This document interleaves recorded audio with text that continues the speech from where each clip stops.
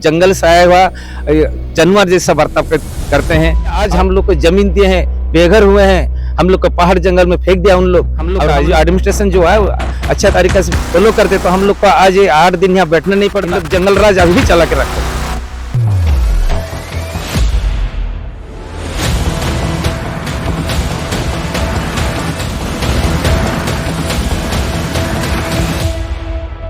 Secrets of indigenous. आप सभी का एक बार फिर स्वागत करते हैं हमारे इस YouTube चैनल में सीक्रेट्स ऑफ इंडिजिनस।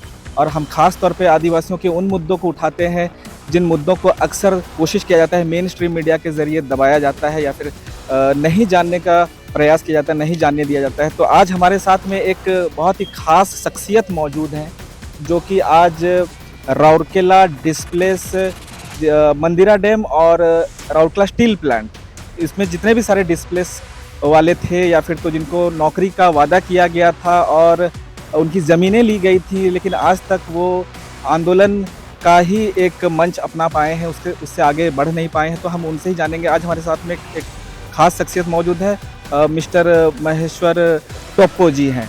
तो हम उनसे ही जानना चाहेंगे सबसे पहला तो ये आंदोलन शुरू कब हुआ, कैसे हुआ, इसकी क्या एक छोटे शब्दों में या कम शब्दों में आप इस कहानी को थोड़ा सा हमें बताइए। हमारे दर्शक इसको जानना चाहेंगे कि ये शुरू कब हुआ, कैसे हुआ और क्यों हुआ, और आज तक ये क्यों इनको आंदोलन का ही एक रूप बना हुआ है, इनका कोई नतीजा नहीं निकल पा रहा है।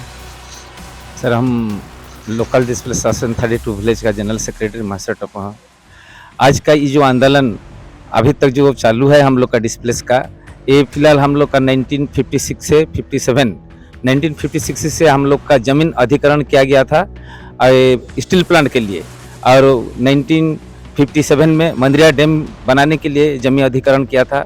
उसी समय से हम लोग का जो आदिवासी ज़मीन दिए हैं, जो ज़मीन दे के इन लोग को सरकार को दे के हम लोग जो अभी उसी समय से ही जो परिस्थिति झेल रहे हैं, यहाँ पर हम लोग का प्रशासन का कोई देखभाल नहीं है।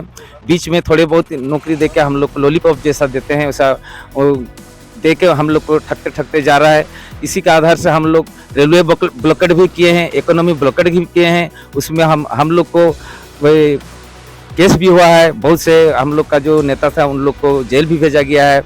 लेकिन ये आंदोलन समाप्त नहीं हो रहा है, और इन लोग को जब भी हम लोग आंदोलन करने से कुछ लड़का को दे देते हैं और अपना मटिया जाते हैं जी कि आगे और प्रोसेस नहीं बढ़ता है।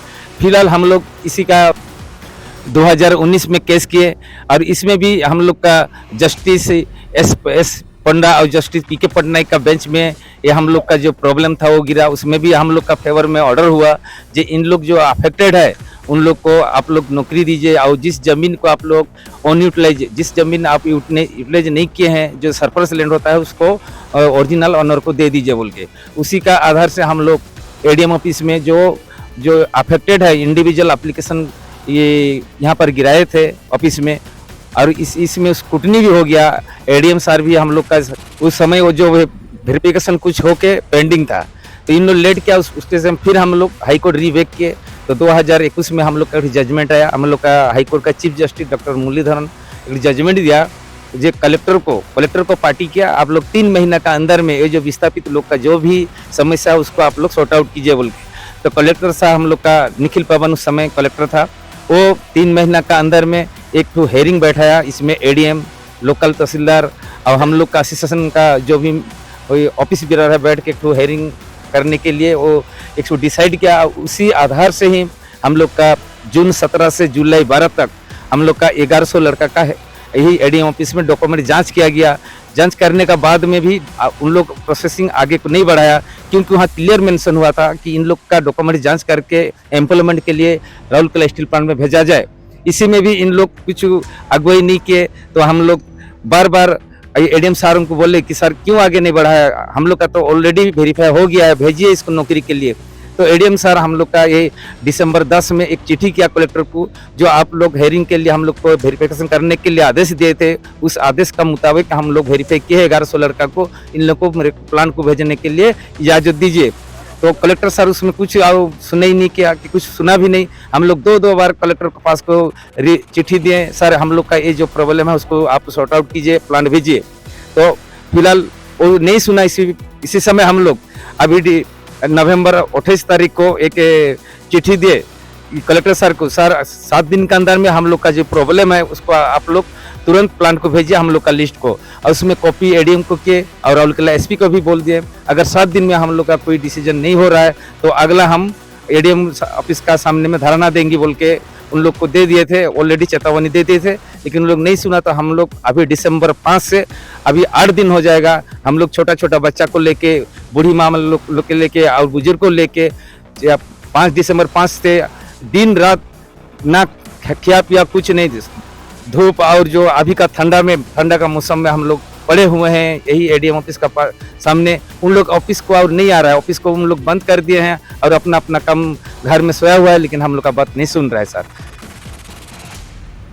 तो जैसे कि सुंदरगढ़ डिस्ट्रिक्ट एक फुल्ली शेड्यूल्ड एरिया है, 5th शेड्यूल एरिया है, 5वीं अनुसूचित क्षेत्र है, और यहाँ पर अगर किसी को विस्थापित किया जाता है तो पहले उसको पुनर्वास या पहले से बेहतर स्थिति में उनको बसाया जाता है।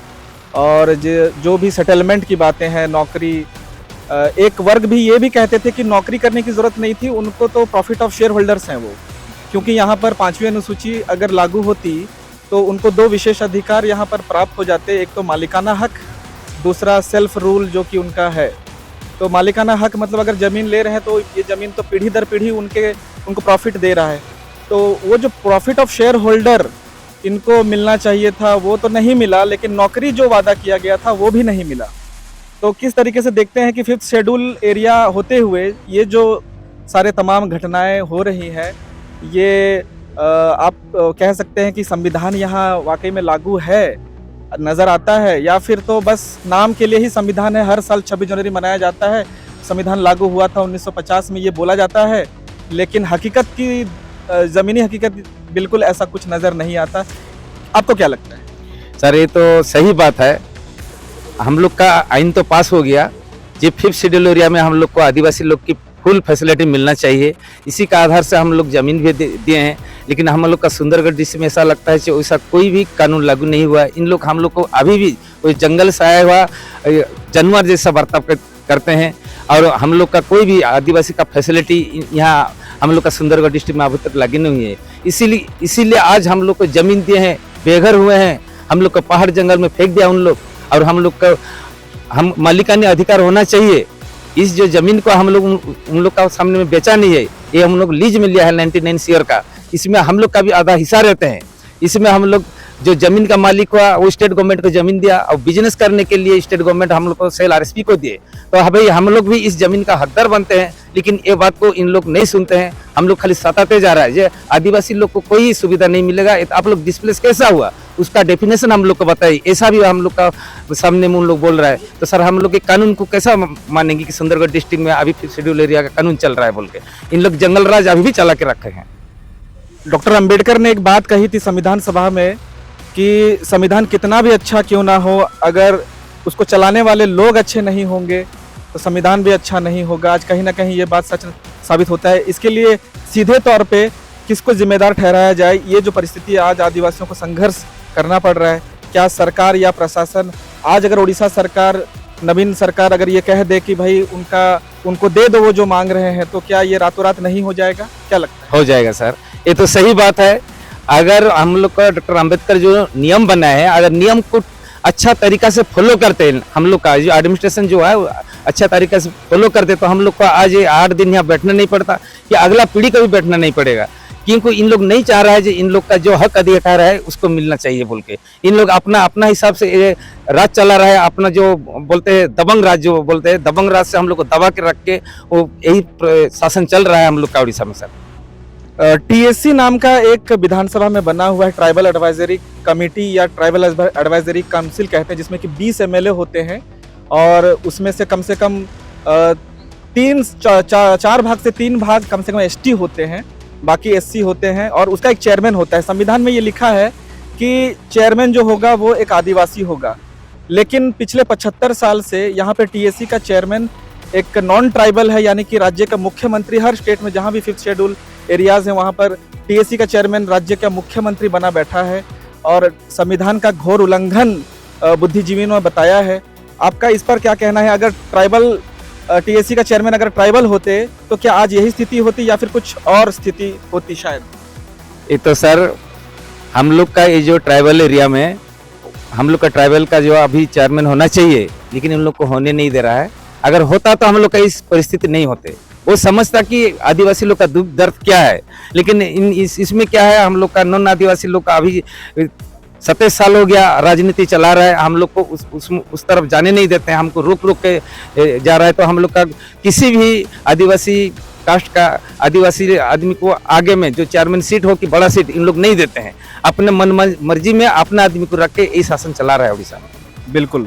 तो कहीं ना कहीं ये कहा जा सकता है कि आदिवासियों के लिए जो कुछ संविधान में अधिकार थे, विशेष अधिकार थे, बड़े बड़े छोटे छोटे सारे अधिकार, क्या 1% भी सही तरीके से लागू हुआ है, ये कहा जा सकता है? हम लोग का जानने में तो सर सुंदरगढ़ डिस्ट्रिक्ट में एक भी लागू नहीं हुए। जितना भी नियम बनाए हम लोग का संविधान, इन लोग सब संविधान का वो फाइल पत्र को लाल पट्टी में बांध के इन लोग रख दिए हैं। आदिवासी का लेकिन इन लोग का कोई दर्द नहीं है। तो हम लोग कैसा बोल पाएंगे कि आदिवासी लोग इस जो रूल्स है, जो आइन है, उसमें आदिवासी लोग को फैसिलिटी मिल रहा है? हम लोग को टोटली नहीं मिल रहा है। हम लोग का देखिए जंगल जमीन जो होता है, जंगल जमीन लोग भी हम लोग का अधिकार नहीं रहता है, क्योंकि जंगल जमीन और ये सब आदिवासी का हक अधिकार है। इन लोग को भी उन लोग छीन के ले लिए। और जो जहाँ उन लोग माइंस बनाएगा, फैक्ट्री बनाएगा, हम लोग को जाके बिना ग्राम सभा, आज नियम है कि ग्राम सभा होने से जाके नया कोई प्रोजेक्ट होता है, लेकिन इन लोग जर जबरदस्ती अपने पुलिस प्रशासन को लगा के, लाठी लगा के उन लोग फैक्ट्री बना रहा है और उन लोग माइंस बना रहा है। और बड़ा बड़ा जो बिल्डर्स है उन लोग को भी हम लोग का जंगल जमीन, जो सरकारी जमीन को उन लोग बेच रहा है। और यही शासन हम लोग का उड़ीसा में चल रहा है। और एक आखिरी सवाल, जैसे अभी बार बार आवाज उठ रहा है कि राउरकेला को अलग डिस्ट्रिक्ट बनाया जाए और राउरकेला से लेकर बड़ई एरिया इधर जितना भी है, तो ये एक फुल्ली शेड्यूल्ड एरिया को कहीं ना कहीं पार्शियली शेड्यूल्ड एरिया बनाना या फिर तो डी शेड्यूल करने का कोई षड्यंत्र नजर आता है, क्या लगता है आपको? वो तो सर सही है। इन लोग का जैसा भी अभी जो शासन चल रहा है, ये तो हम लोग भी वही समर्थन कर रहा है कि ये यहाँ डिस्ट्रिक्ट होना चाहिए, 2 डिस्ट्रिक्ट होना चाहिए, क्योंकि इन लोग का जो शासन एक ही आदमी जो चला रहा है, वो 5 साल 10 साल एक ही आदमी रहता है, वो भी नॉन आदिवासी वाला, वो अपना हिसाब से अपना आदमी को रख के यहाँ चला रहा है। तो हम लोग भी सोच रहे हैं अगर 2 डिस्ट्रिक्ट हो जाने से हम लोग का शेड्यूल एरिया में अगर वो हो जाता तो अच्छा चलता हम लोग का। आदिवासियों के लिए एक अलग सा डिस्ट्रिक्ट बन जाता तो हम लोग के लिए अच्छा होता जी। तो आगे क्या करने का सोचे हैं? अगर यहाँ पर बात नहीं सुना जा रहा है तो कहाँ तक इस आंदोलन को आप आगे बढ़ाएंगे? सरकार को किस तरीके से आप मजबूर करेंगे कि हमारी बात को माने? आप जो भी डिमांड कर रहे हैं तो किस तरीके से उसको पूरा करने का आखिर में क्या सोचे हैं? सर आज अभी तो हम लोग जिस दिन से बैठ रहे हैं, हम लोग एक ही डिमांड में गए हैं, जो वेरीफाई हो गया भेज दीजिए, और कुछ लड़का लोग का जो पेंडिंग है वेरीफाई कर दीजिए। लेकिन ये लोग नहीं सुन रहा है, तो हम लोग अगला तो बड़ा स्टेप ले रहा है, तुरंत लेंगे। फिलहाल यही 2-3 दिन में स्टेप लेंगे। अगर हम लोग का जो कागज पत्र जो होता है, जो लैंड एक्वायर हुआ, जितना भी कागज पत्र है, यही राउरकेला ये जो एडीएम ऑफिस यहाँ एक रिकॉर्ड रूम है, इसमें सब कुछ कागज रहता है। जो भी प्रोसेस शुरू होता है तो हम लोग का एडीएम ऑफिस से शुरू हुआ। अगर एडीएम ऑफिस से शुरू नहीं हो रहा है तो अगला जो है, हम लोग प्लांट को भी जमीन दिए हैं, हम ही लोग का जगह में प्लांट किया है। तो अगला हम लोग सोचे हैं कि 2 दिन के अंदर में प्लांट का जो रॉ मटेरियल आता है उस गेट को हम लोग क्लोज करेंगे।